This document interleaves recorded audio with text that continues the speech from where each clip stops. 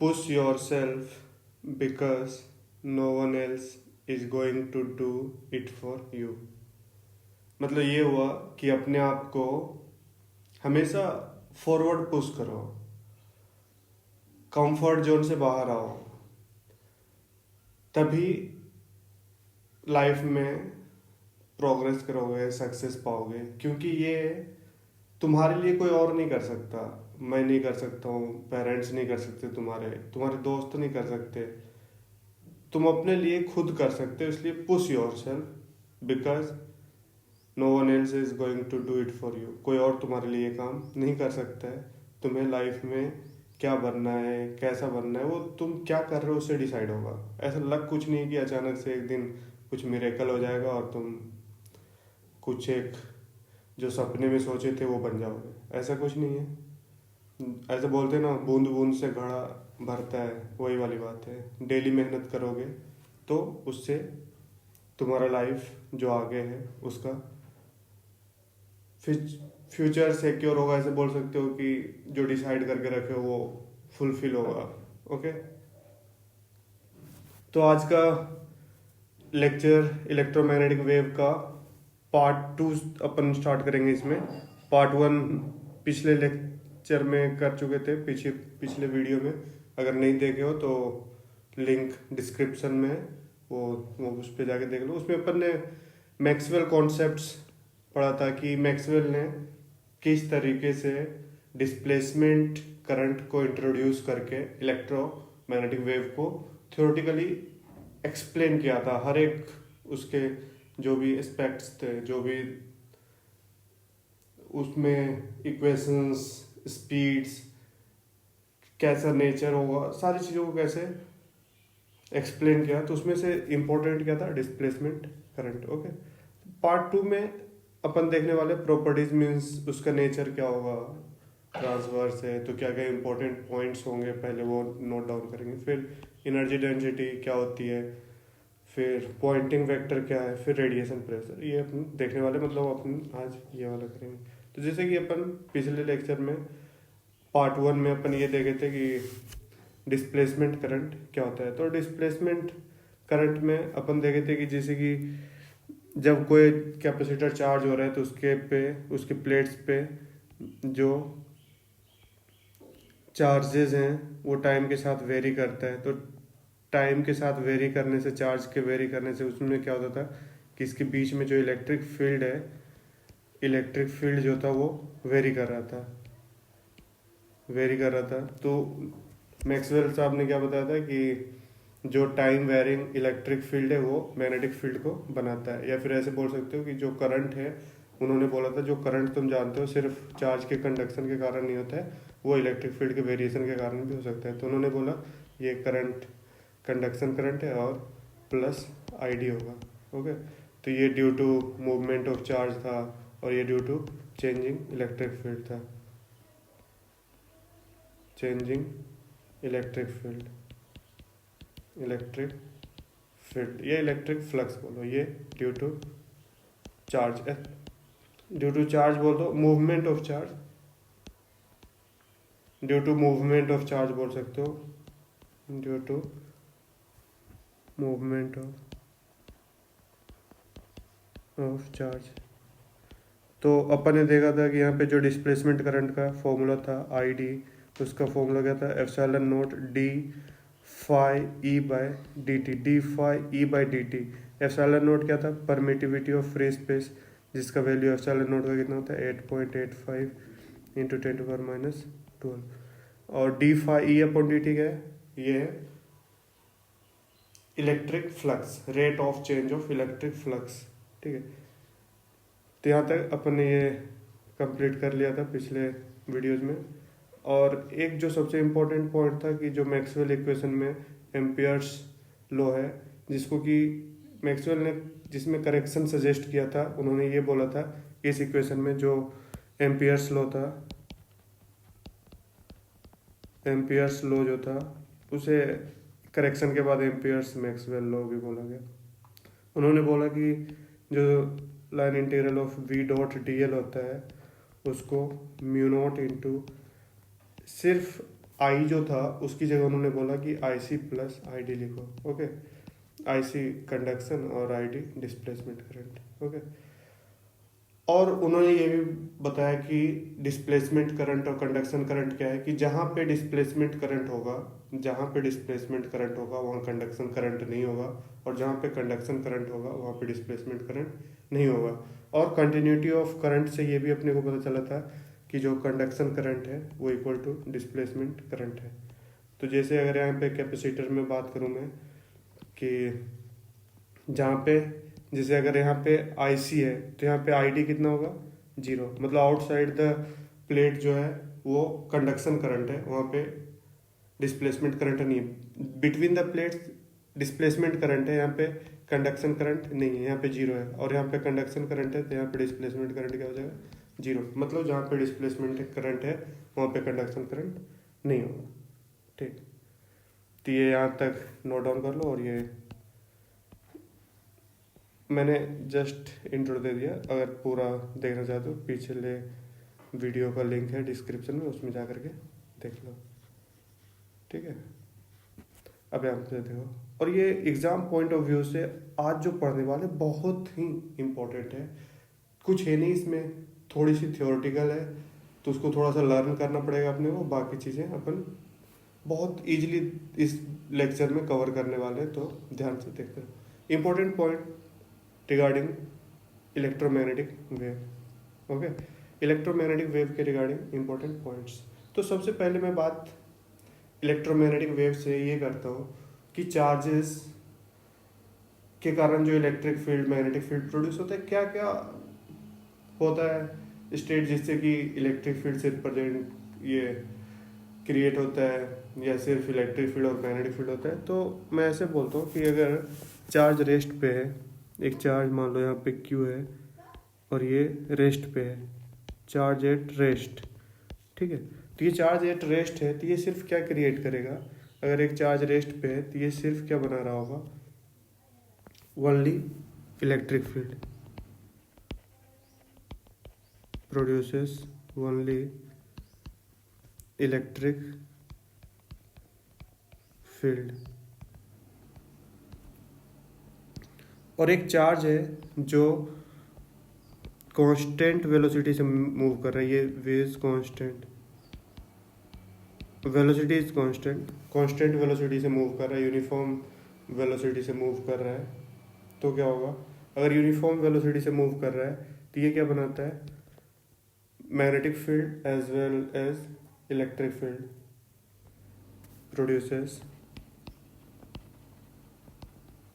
produces both electric field and magnetic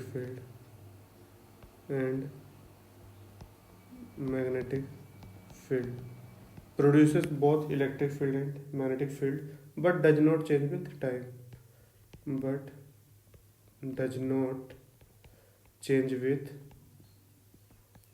time, but time के साथ change नहीं होगा। जो यूनिफॉर्म वेलोसिटी से मूव करता है वो चार्ज है, ये v इज वेलोसिटी ना, वेलोसिटी, तो यूनिफॉर्म वेलोसिटी से कांस्टेंट वेलोसिटी से चार्ज अगर मूव कर रहा है तो वो इलेक्ट्रिक फील्ड और मैग्नेटिक फील्ड दोनों बनाएगा, बट टाइम के साथ वो चेंज नहीं होगा। लेकिन अगर एक चार्ज है, ये चार्ज Q है और ये एक्सेलरेटिंग है, एक्सेलरेटिंग चार्ज है, तो एक्सेलरेटिंग चार्ज क्या होता है कि ये इलेक्ट्रिक फील्ड और मैग्नेटिक फील्ड बनाता है। तो वो जो इलेक्ट्रिक फील्ड और मैग्नेटिक फील्ड बनाता है वो टाइम वेरिंग होता है। ठीक है, प्रोड्यूसेस टाइम वेरिंग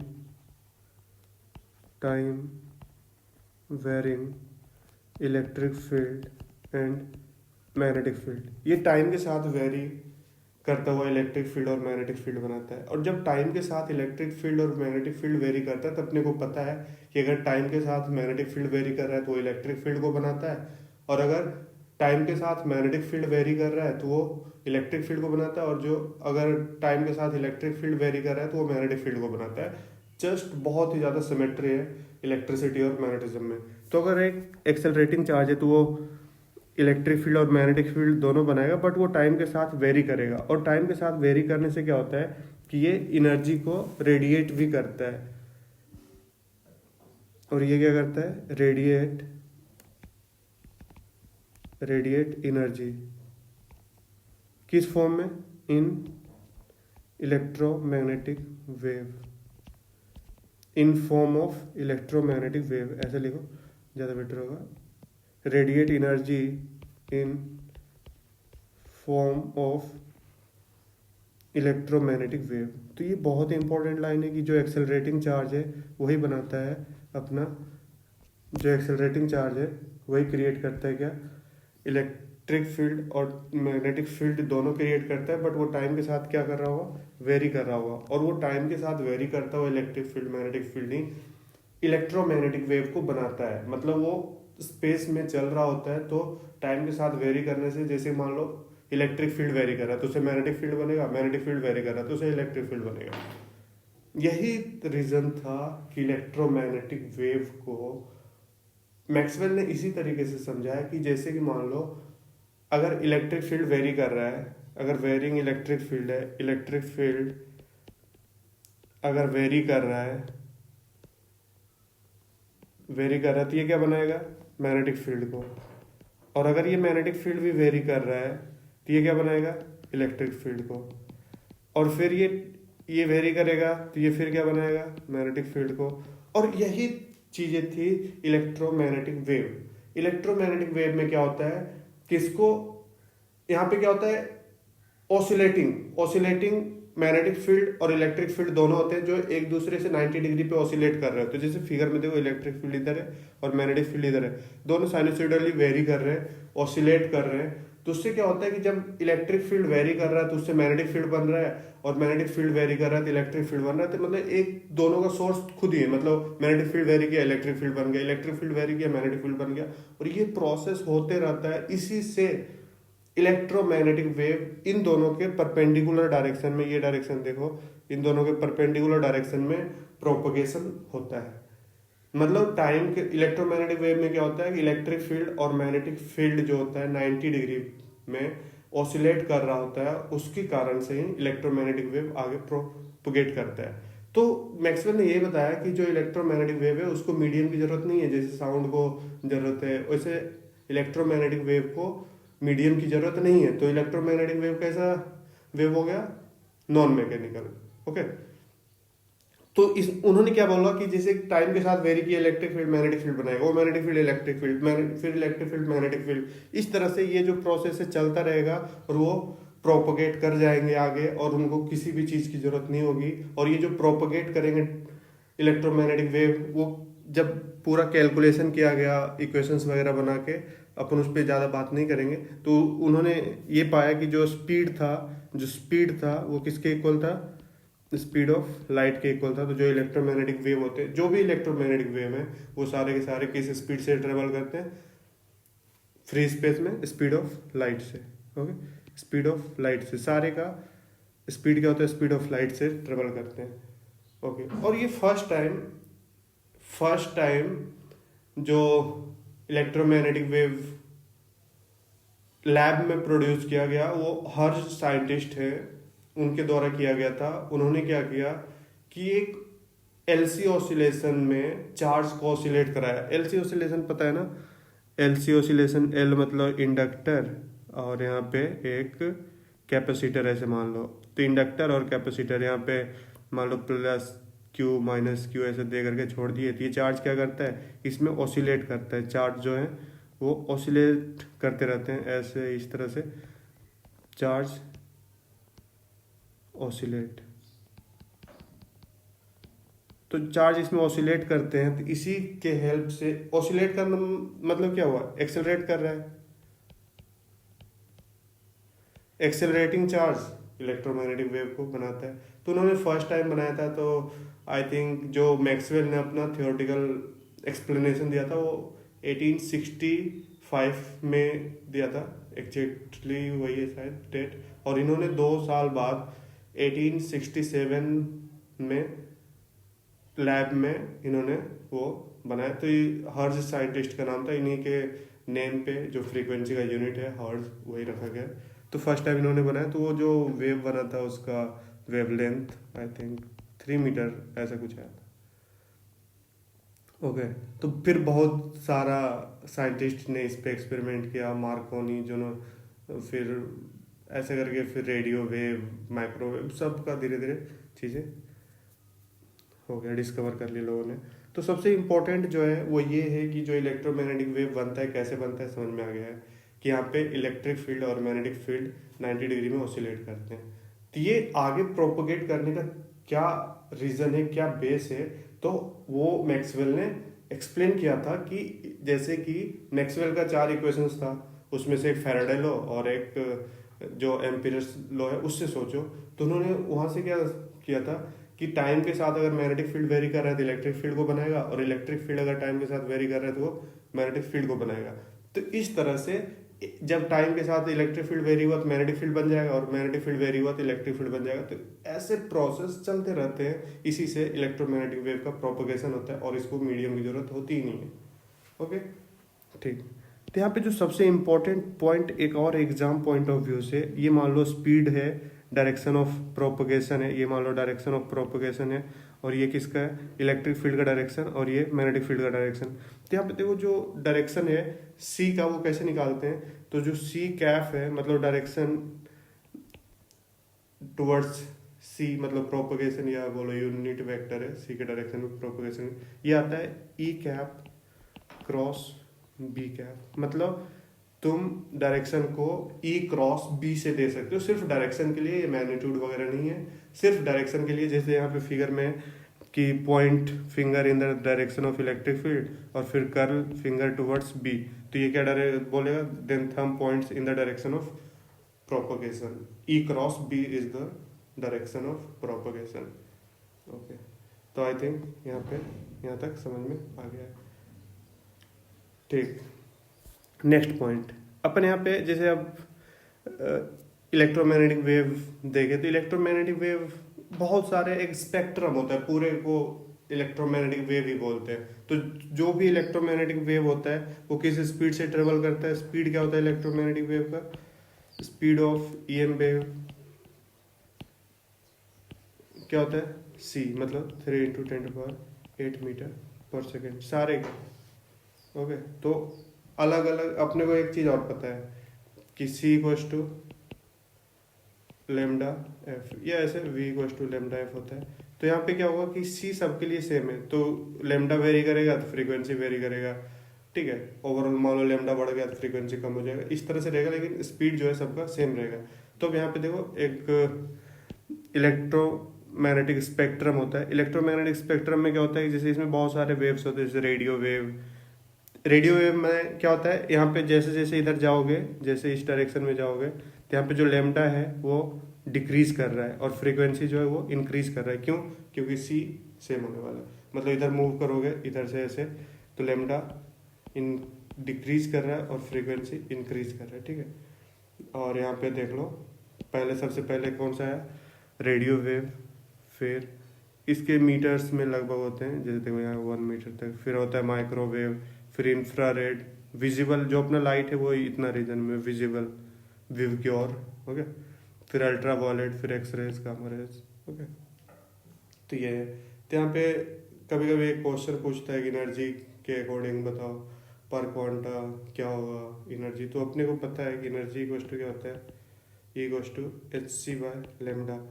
तो hc/λ मतलब क्या हुआ कि c तो कांस्टेंट है, तो जिसका लेमडा ज़्यादा होगा उसका एनर्जी क्या होगा, पर क्वांटा कम होगा, ठीक है। तो ऐसे क्वेश्चंस भी आ सकते हैं, तो ऐसे याद रख सकते हो। बोलेगा किस में ज़्यादा एनर्जी है, पर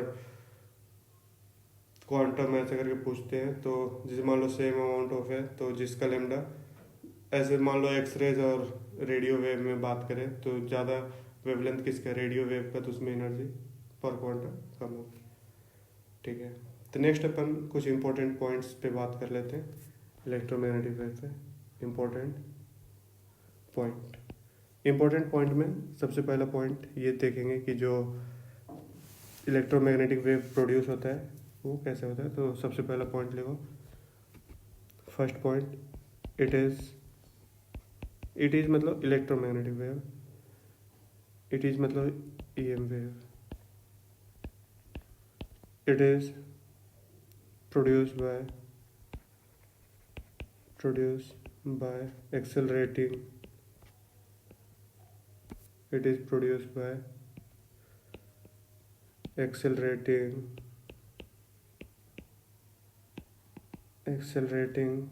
and oscillating charge,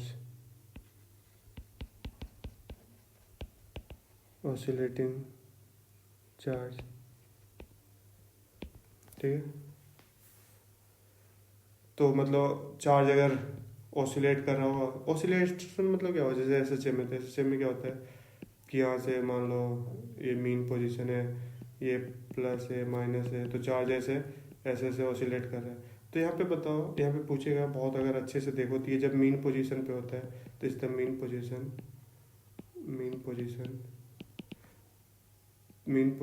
ठीक है। तो मीन पोजीशन पे जो एक्सेलरेशन होता है वो 0 होता है, तो इस टाइम पे वहाँ पे इलेक्ट्रोमैग्नेट, अगर बहुत डेप्थ में पूछे तो ऑसिलेशन में जब वो चार्ज मीन पोजीशन पे होगा तो वहाँ पे AM वेव प्रोड्यूस नहीं कर रहा होगा, क्योंकि वो एक्सेलरेटिंग नहीं है, ठीक है। बाकी इंपॉर्टेंट क्या है कि एक्सेलरेटिंग होना चाहिए। तो ऑसिलेटिंग में एक एक्सेप्शन है कि वो मीन पोजीशन पे होगा तो एक्सेलरेटिंग नहीं होता है, तो वो उतना लोग ध्यान भी नहीं देते हैं, बट तुम्हें पता है होना चाहिए। Next point,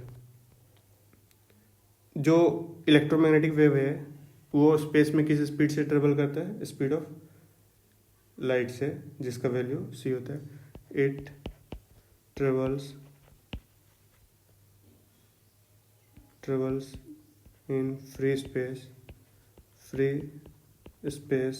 with speed equal to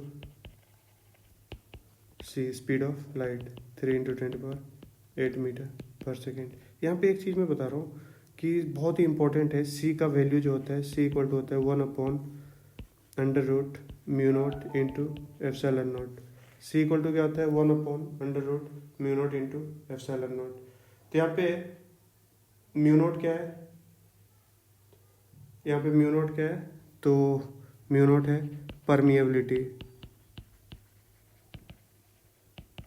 permeability of free space, और एप्सिलॉन नॉट क्या है, परमिटिविटी ऑफ फ्री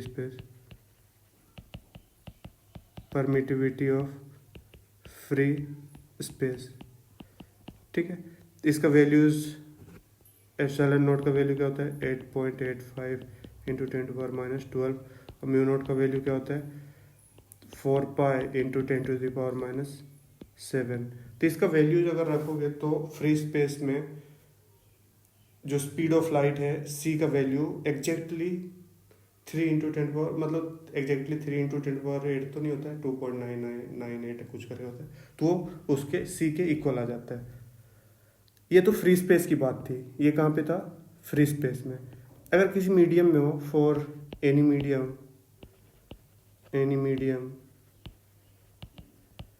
अगर किसी मीडियम में बात करें तो जो स्पीड ऑफ लाइट होगी c इक्वल टू जो होगा वो 1/√μ into epsilon.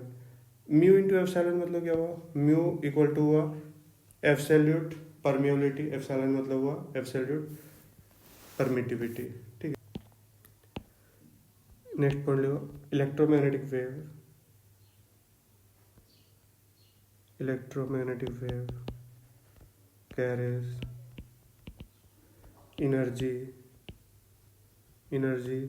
as well as momentum।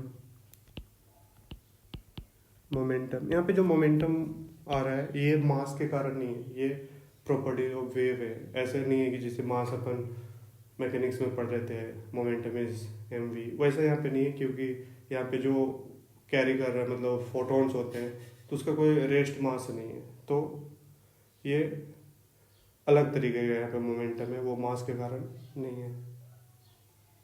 दूसरा पॉइंट ये भी लिख लो कि जो इलेक्ट्रोमैग्नेटिक वेव होता है वो किसके कारण हो रहा है, मतलब उसमें जो पार्टिकल है कौन है, वो पार्टिकल है फोटॉन्स, और फोटॉन्स पे कोई चार्ज नहीं होता है, इसलिए जो इलेक्ट्रोमैग्नेटिक वेव है वो डिफ्लेक्ट नहीं होगा अगर इलेक्ट्रिक फील्ड और मैग्नेटिक फील्ड से पास कराओ। तो यहाँ पे ऐसे लिख दो, EM wave is not deflected by electric field and magnetic field। Electric field और मैग्नेटिक फील्ड इस तरह से लिख दो, इलेक्ट्रिक फील्ड और मैग्नेटिक फील्ड। रीजन क्या है? Because it have because it consists of uncharged particle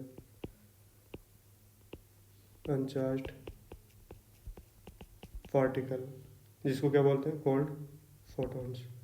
अनचार्ज particle called photons।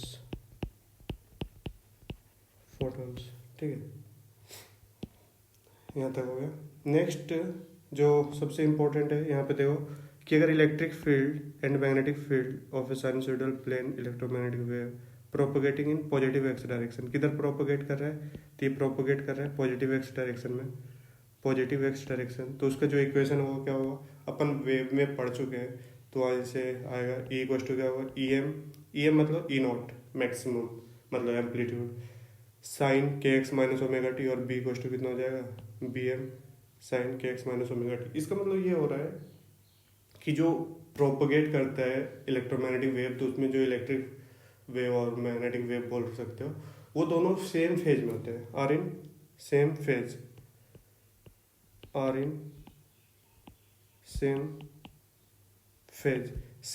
में होते हैं। हाँ 90 डिग्री एंगल पे होते हैं, बट फेज क्या है? दोनों का सेम है। इसका मतलब क्या हुआ? जब इलेक्ट्रिक फील्ड का वैल्यू 0 होगा तो उसी समय मैग्नेटिक फील्ड का भी वैल्यू 0 होगा। दोनों जिस पोजीशन पे 0 होंगे एक साथ होंगे, मैक्सिमम होंगे तो एक साथ होंगे। ठीक है, तो दोनों आर इन सेम फेज। तो ये इंपॉर्टेंट है कि दोनों में जो फेज डिफरेंस होता है वो 0 होता है। तो इक्वेशंस अगर गिवन हो तो वहाँ पे देख सकते हो कि जिसमें फेज डिफरेंस 0 है वही होगा, ध्यान रखना। इसमें ऐसा भी हो सकता है, मान लो इलेक्ट्रिक फील्ड का तुम्हें इक्वेशन दे दे, बोले कि मैग्नेटिक फील्ड का इक्वेशन बताओ, तो वहाँ पे एम्पलीट्यूड में रिलेशन होता है, वो अपन देखेंगे, और फिर फेज क्या रहेगा? सेम रहेगा।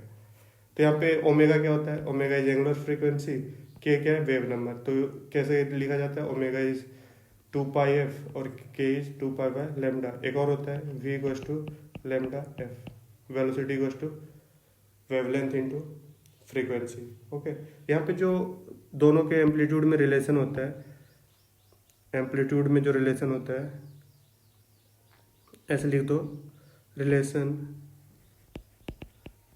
बिटवीन एम्पलीट्यूड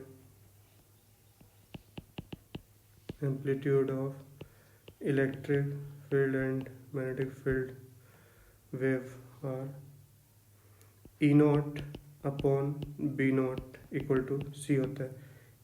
ठीक है, क्योंकि ये सेम फेज में होते हैं, सब कुछ सेम होता है, तो जो इसका एम्पलीट्यूड में रिलेशन है वही रिलेशन यहाँ पे इसमें भी हो जाता है, E और B में भी। तो E upon B equal to E0 upon B0 भी बोल सकते हो इक्वल टू C।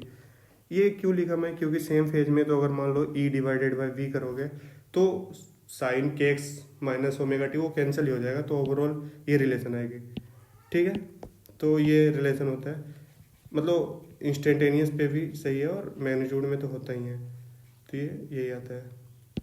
और यहाँ पे जैसे कि ओमेगा इक्वल टू लिखा हुआ है, तो वहाँ से ऐसे भी अपन याद रख सकते हैं, इसे पता है लेकिन फिर भी याद रखना है। ठीक है, तो यहाँ पे अपन ने क्या देखा कि अगर एक्स पॉजिटिव एक्स डायरेक्शन में प्रोपोगेट कर रहा है तो वहाँ पे क्या होगा? साइन के एक्स माइनस ओमेगा। ठीक है, तुम्हारे लिए क्वेश्चन है कि अगर ये नेगेटिव एक्स में होता, नेगेटिव, ये क्वेश्चन है, if in negative x direction, तो इक्वेशन क्या होता? नेगेटिव एक्स डायरेक्शन में अगर प्रोपोगेट कर रहा होता तो क्या होगा इक्वेशन? होमवर्क है, तुम कमेंट में इसे बताना जरूर। ओके, तो नेक्स्ट अपन बात करते हैं energy density.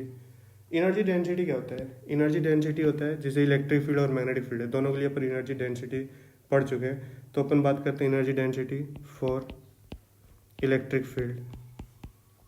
Electric field energy density क्या होता है यू ई कर देता हूँ, half epsilon not E square. Energy density क्या होता है, energy per unit volume. Energy density क्या हुआ, एनर्जी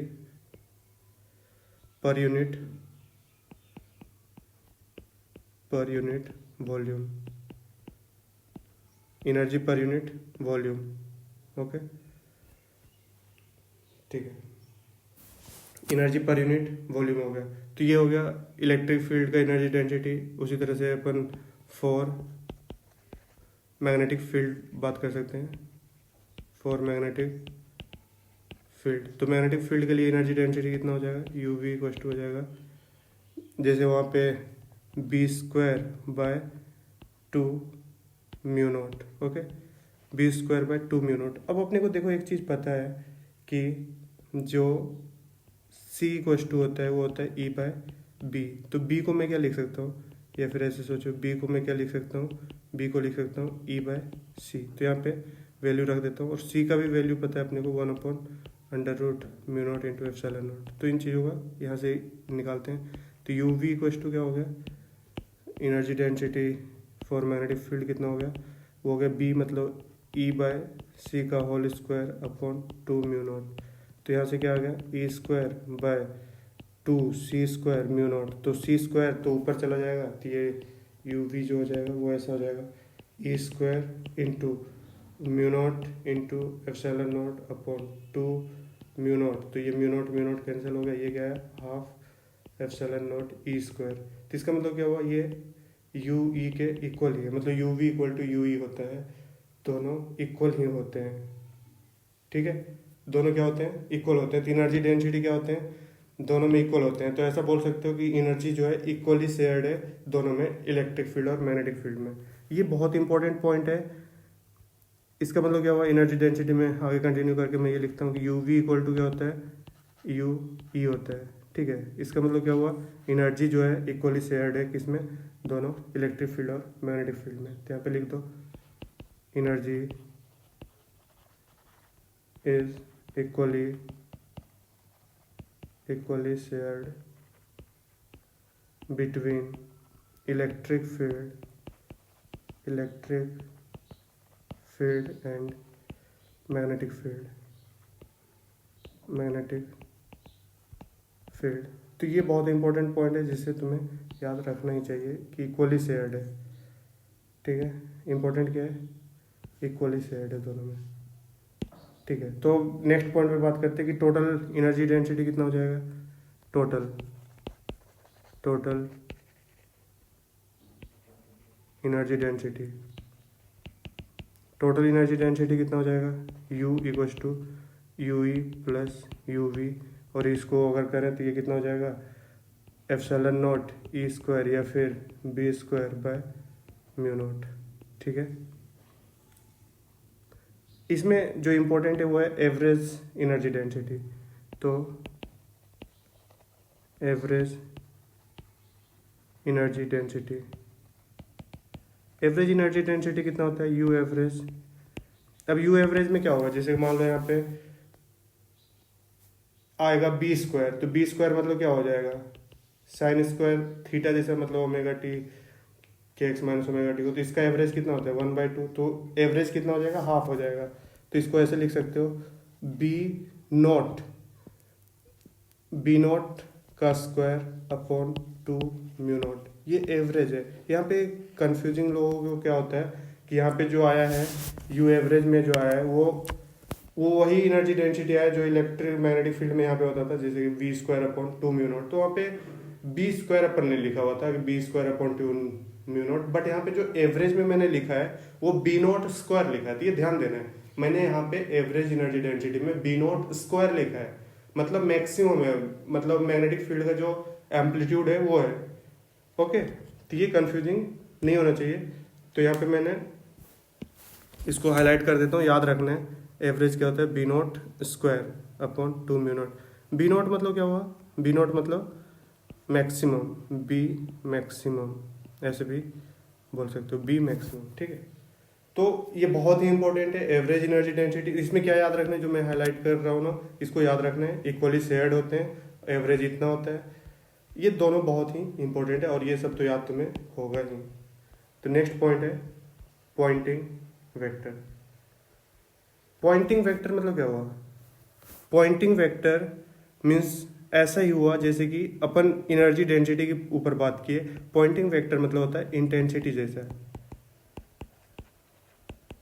इंटेंसिटी, इंटेंसिटी क्या होता है? इंटेंसिटी होता है पावर पर यूनिट एरिया, या फिर ऐसे बोलो एनर्जी,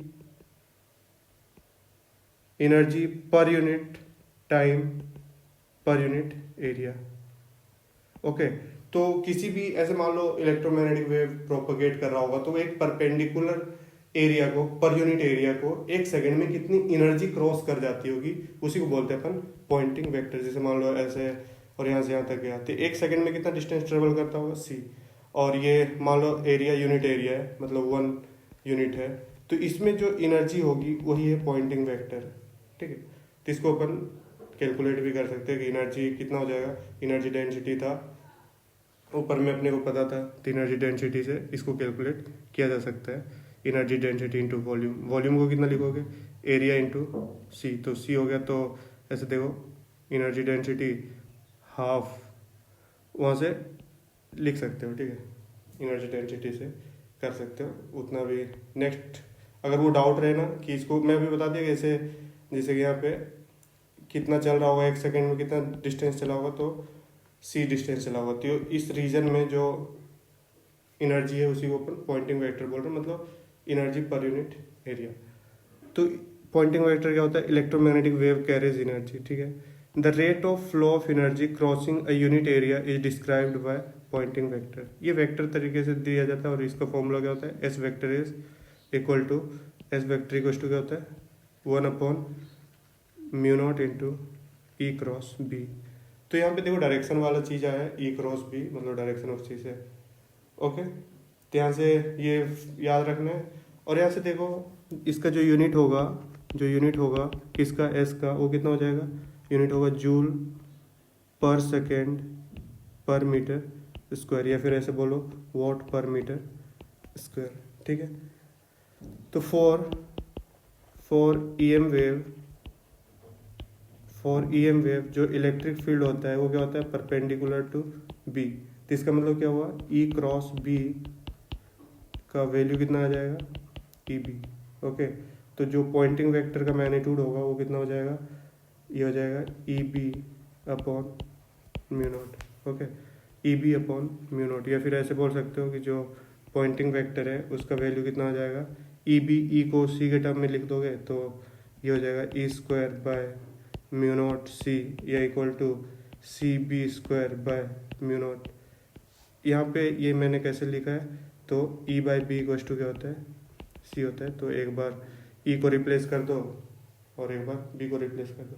इसमें जो सबसे इंपॉर्टेंट पॉइंट है वो होता है एवरेज। एवरेज वाली चीज़ बहुत इंपॉर्टेंट होती है। Average, average Poynting vector, Poynting vector. तो एवरेज मतलब क्या हो रहा है? तो intensity of sinusoidal plane electromagnetic wave is defined as average value of Poynting vector taken over a cycle. एक साइकिल में जो एवरेज वैल्यू होगा, देखो इंटेंसिटी की बात करेगा तो अपने को क्या बताना है? Average Poynting vector. ठीक है, तो एवरेज में क्या होगा? जैसे यहाँ पे ई और बी दोनों है, या ऐसे बोलो कि ई स्क्वायर है, तो ई स्क्वायर में फिर से क्या हो जाएगा? साइन स्क्वायर थीटा जैसा टर्म आएगा, उसका एवरेज लेंगे तो फिर से हाफ हो जाएगा। तो ये एवरेज क्या हो जाएगा?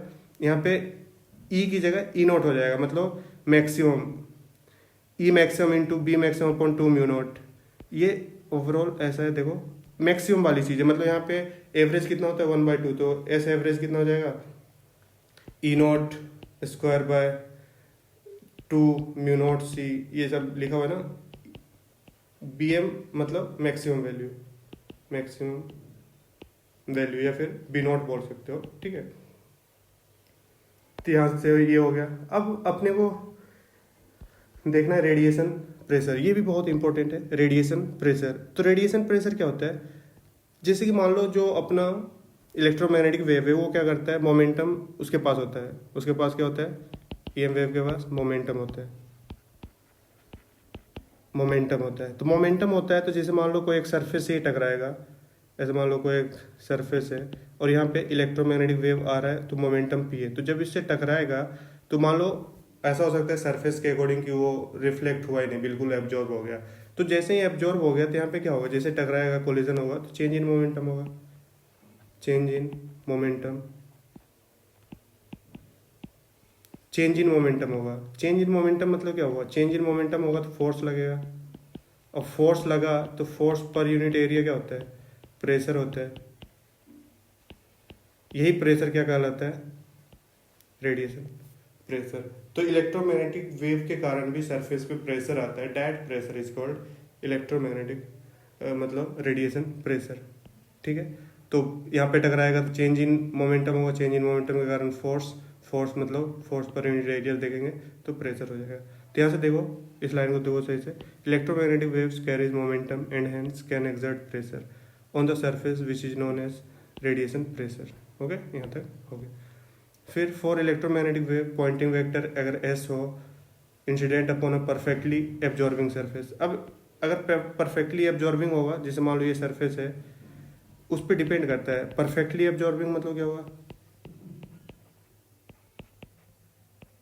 एब्जॉर्बिंग, परफेक्टली एब्जॉर्बिंग मतलब ये इधर से आया बट गया कुछ नहीं, पूरा पूरा रिफ्लेक्ट बिल्कुल नहीं हुआ। तो यहाँ पे जो प्रेशर होगा, प्रेशर कितना हो जाएगा, वो हो जाएगा एस बाय सी। सी क्या है, स्पीड ऑफ लाइट। अगर ये परफेक्टली रिफ्लेक्टिंग होगा तो रिफ्लेक्टिंग हुआ तो परफेक्टली रिफ्लेक्टिंग, परफेक्टली रिफ्लेक्टिंग हुआ मतलब मोमेंटम पी से आया तो पी से इधर ही चला गया, तो इसका मतलब क्या हुआ, चेंज इन मोमेंटम 2 टाइम्स हो गया। तो चेंज इन मोमेंटम 2 टाइम्स हुआ तो फोर्स 2 टाइम्स हो गया हुआ, तो जो प्रेशर है वो 2 टाइम्स हो गया हुआ, 2s बाय सी। ठीक है, जैसे कि यहाँ है, तो इसे याद रखना, ये इंपॉर्टेंट है रेडिएशन प्रेशर वाली चीज़। ओके, तो परफेक्टली एब्जॉर्बिंग मतलब एक बार मोमेंटम आया बट रिफ्लेक्ट कुछ नहीं हुआ। परफेक्टली रिफ्लेक्टिंग में क्या हो जाएगा, जितना सा आया उतना गया, तो चेंज इन मोमेंटम डबल हो गया, तो इसलिए प्रेशर डबल हो जाता है। नेक्स्ट है पोलराइजेशन, थोड़ा सा अपन इस पर बात करेंगे अभी। पोलराइजेशन, पोलराइजेशन मतलब क्या होता है, जैसे कि मान लो ये इलेक्ट्रोमैग्नेटिक वेव, तो इसमें क्या होगा, हर एक डायरेक्शन में मान लो ऐसे पूरा होगा, तो इसको ऐसे मान लो यहाँ पे होल है या कार्डबोर्ड है, इसमें ऐसे एक ये ऐसे मतलब इसी जो ये वाला होगा यही इससे बाहर आ सकता है, बाकी के बाकी क्या होंगे वो पूरा का पूरा बाहर नहीं आ पाएंगे। तो यही पोलराइजेशन होता है, मतलब इसमें मान लो पूरे में फैला हुआ है तो पोलराइजेशन के बाद किसी एक ही डायरेक्शन में ऑसिलेट कर रहा होगा। बट यहाँ पे इंपॉर्टेंट वो अपन पोलराइजेशन नहीं पढ़ने वाले, अपन पढ़ने वाले कि जो पोलराइजेशन वगैरह होगा या फिर जो भी ऑप्टिकल इफेक्ट होंगे उसके लिए रिस्पॉन्सिबल कौन होगा, इलेक्ट्रिक वेक्टर होगा। इलेक्ट्रिक वेक्टर, इलेक्ट्रिक वेक्टर ही रिस्पॉन्सिबल होगा for optical effect. Magnetic field का कोई काम नहीं, जो भी दिख रहा है वो किसके कारण अपने को दिखता है, इलेक्ट्रिक फील्ड के कारण दिखता है। तो पोलराइजेशन जो होगा किसके डायरेक्शन में होगा, पोलराइजेशन जो होगा वो किसके डायरेक्शन में होगा, इन the direction of electric field. Electric field जैसे कि यहाँ पे दिखाया है, डायरेक्शन क्या होगा, इलेक्ट्रिक फील्ड के डायरेक्शन में होगा। तो जैसे पूछेगा कि पोलराइजेशन वेक्टर मान लो इलेक्ट्रिक फील्ड का और मैग्नेटिक फील्ड सब दे दिया है इस डायरेक्शन में, तो पोलराइजेशन किस डायरेक्शन में होगा, तो इन the direction of electric field. ठीक है, नेक्स्ट यहाँ तक जो इम्पोर्टेंट कॉन्सेप्ट थे वो हो गए। ठीक है, अब अपन कुछ क्वेश्चंस की बात करते हैं, बहुत ही इंपॉर्टेंट है। देखो, तो पहला क्वेश्चन है, select wrong statement from following for electromagnetic wave, EM wave. तो क्या क्या है, पहला बोल रहा है कि आर ट्रांसवर्स, ये सही है, मतलब अपने क्वेश्चन में रॉन्ग पूछा है, तो ट्रांसवर्स होता है वो। ट्रांसवर्स मतलब क्या हुआ कि अगर ये इस डायरेक्शन में ऑसिलेशन है तो प्रोपगेशन इस डायरेक्शन में, ये सी है और ये ऑसिलेशन है, ये ऑसिलेशन का डायरेक्शन है और ये प्रोपगेशन का डायरेक्शन है। ये हो गया ट्रांसवर्स वेव। लॉन्गिट्यूडनल क्या होता है कि जैसे मान लो इधर प्रोपगेट किया और ये इधर ही ऑसिलेशन भी है, तो ये लॉन्गिट्यूडनल हो जाता है। लॉन्गिट्यूडनल हो जाता है, ठीक है। तो ये ट्रांसवर्स होता है। Travels with same speed in all medium, नहीं, ऑल मीडियम में नहीं होता, रिफ्रैक्टिव इंडेक्स होता है ना, अगर मीडियम चेंज हो रहा है तो मैक्सिमम कितने स्पीड से ट्रेवल कर सकता है, सी से। अगर और किसी मीडियम में गया तो वो स्पीड डिक्रीज कर देती है। हाँ, तो ये अपने क्वेश्चन के लिए सही होगा, क्योंकि ये नहीं होता है electromagnetic. Are produced by accelerating charge, ये सही था। Travels with speed of light, ये भी सही था। तो अपने क्वेश्चन के अकॉर्डिंग ये गलत हो गया। In electromagnetic wave average density associated with magnetic field, ये क्वेश्चन नंबर 1, ये क्वेश्चन नंबर 2। एवरेज डेंसिटी कितना होता था, याद आ गया ना, ये हो गया, ठीक। और ऐसे तो ये हाफ एल स्क्वायर ये सब तो यूनिट भी नहीं मैच कर रहे थे, वो ये दोनों तो यूनिट भी मैच नहीं किया, डायमेंशनली इनकरेक्ट है, ठीक है। Next questions, which of following are not electromagnetic wave. Cosmic wave electromagnetic नहीं है, गामा रेज हैं, एक्स रेज हैं, ये भी नहीं है, तो ये दोनों हो जाएंगे। ये थर्ड क्वेश्चन था। फोर्थ क्वेश्चन में देखो क्या है, in electromagnetic wave in vacuum have electric field and magnetic field E and V which are always perpendicular to each other, ठीक है। डायरेक्शन ऑफ पोलराइजेशन ये पूछ दिया ना, कब पूछा है, एयर ट्रिपल ई में, मतलब जेई मेंस जैसा, पहले एयर ट्रिपल ई होता था ये। गिवन बाय एक्स वेक्टर, जो पोलराइजेशन वेक्टर है वो एक्स वेक्टर है, तो डायरेक्ट ऑफ प्रोपोगेशन इज के वेक्टर, जो प्रोपोगेशन का डायरेक्शन के वेक्टर है, तो कौन सा सही होगा। तो सबसे पहले क्या होगा, जो पोलराइजेशन होगा वो किसके डायरेक्शन में होगा, इन डायरेक्शन ऑफ इलेक्ट्रिक फील्ड। तो पैरेलल होना चाहिए इलेक्ट्रिक फील्ड ये पर पैरेलल मैग्नेटिक फील्ड के, तो ये दोनों गलत हो गया।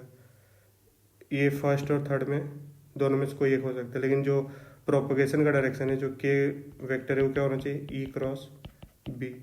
तो देखोगे यहाँ कहाँ मैच कर रहा है, ई क्रॉस बी भी है, और ये करेक्ट हो गया। नेक्स्ट ये fifth, for plane electromagnetic wave propagation in Z direction which of following combination gives the correct possible direction of electric field and magnetic field respectively. देखो जे मेंस 2015 ऑनलाइन में है, तो बहुत इंपॉर्टेंट है ये। तो यहाँ पे क्या हो जाएगा कि अपने को ये पूछा है, दो वेक्टर दिया है, तो अपने को पता है कि इलेक्ट्रिक फील्ड परपेंडिकुलर टू क्या होता है, मैग्नेटिक फील्ड। तो इसका मतलब क्या हुआ कि जो डॉट प्रोडक्ट होगा इनका वो जीरो होगा, ई डॉट बेस जीरो। और एक चीज़ और इसमें बोला है कि जो डायरेक्शन होगा प्रोपोगेशन का किधर होगा, जेड डायरेक्शन में होगा। तो ई क्रॉस बी कितना होना चाहिए, ई क्रॉस बी होना चाहिए के कैप के डायरेक्शन में, मतलब ऐसे कुछ करो तो के कैप होना चाहिए। तो यहाँ पे देखो ये तो ई डॉट बी भी जीरो नहीं हो रहा है। सेकेंड में देखो -2, तो ये -6 +6 ये जीरो हो रहा है, ई डॉट भी जीरो हो रहा है, ये भी ई डॉट भी जीरो हो रहा है, 1 2 और 2 ये भी ई डॉट भी जीरो हो रहा है। लेकिन अगर अपन क्रॉस प्रोडक्ट करें ई क्रॉस बी, तो ई क्रॉस बी में क्या होगा, माइनस आई कैप और आई कैप जीरो हो गया, माइनस आई कैप और जे कैप। आई कैप जे कैप क्या होता है, ये वाला पता है ना, आई जे के। तो आई क्रॉस जे क्या होता है, के, बट माइनस माइनस क्या हो गया, देखो आई क्रॉस जे, तो माइनस माइनस क्या हो गया, प्लस। तो ये के कैफ आ गया, तो हो गया अपना ये, तो ये वाला आंसर हो जाएगा, बाकी चेक कर सकते हो। नेक्स्ट है sixth question, the magnetic field in travelling electromagnetic waves has peak value. Peak value मतलब क्या है, बी नॉट। पीक वैल्यू कितना है, 20 नैनो टेस्ला। तो peak value of electric field, तो अपने को पता है E not upon B not equal to कितना होता है, सी। तो ई नॉट का वैल्यू कितना हो जाएगा, 20 × 10⁻⁹ इंटू 3 × 10⁸, तो कितना हो गया, 6। During propagation of electromagnetic wave, seven question, सारे क्वेश्चंस आए हुए हैं, बहुत इंपॉर्टेंट है ये। During propagation of electromagnetic wave in medium, electric field density is double that of magnetic field, नहीं। इलेक्ट्रिक एनर्जी डेंसिटी हाफ, नहीं। Electric energy density is equal to magnetic energy density, ये है। तो ये सब थ्योरेटिकल चीज़ है, बिल्कुल तुम देख रहे होगे क्वेश्चंस कैसे आ रहे हैं, इजी है बिल्कुल, ठीक है।